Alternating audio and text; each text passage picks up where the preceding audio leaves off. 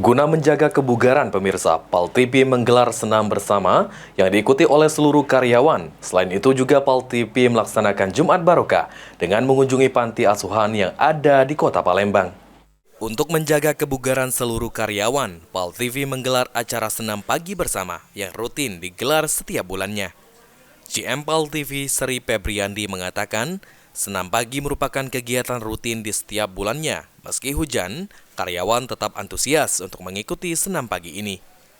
Setelah itu, PAL TV juga mempunyai kegiatan yakni Jumat Barokah dengan mengunjungi dua panti asuhan yakni Panti Asuhan Raihan dan Anissa. Tentunya diharapkan kegiatan ini dapat bermanfaat bagi PAL TV dan seluruh karyawan.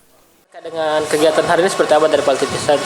Ya ini giat rutin lah tiap bulan. Meski hujan dikit tapi alhamdulillah kawan-kawan juga antusias. Terus juga emang udah agenda bulanan.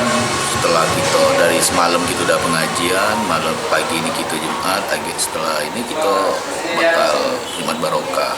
Yang mana ada dua panti asuhan yang bakal kita kunjungi dan semoga ini bisa bermanfaat dan menjadi hal yang baik lah bagi PAL TV sama kawan-kawan yang ada di PAL. Ana, instruktur senam mengaku terkesan dengan antusias dari seluruh karyawan PAL TV yang mengikuti senam pagi bersama. Meski dalam kondisi hujan, para karyawan PAL TV tetap mengikuti sampai selesai. Semangat. Mungkin ya, sini sudah berapa kali jadi instruktur? Perdana. Jadi untuk kesan awal seperti apa? Pokoknya semangat. Sementara itu, pengurus Panti Asuhan Raihan, Hendri, mengaku bersyukur atas kunjungan dari tim PAL TV.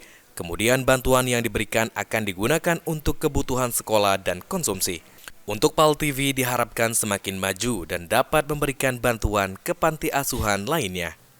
Alhamdulillah sangat berterima kasih Pak. Semoga banyak para dermawan yang bisa membantu anak-anak yatim di Kota Palembang ini untuk kelanjutan kehidupan mereka, baik dari konsumsi, baik pun pendidikan. Ilham Wahyudi, PAL TV.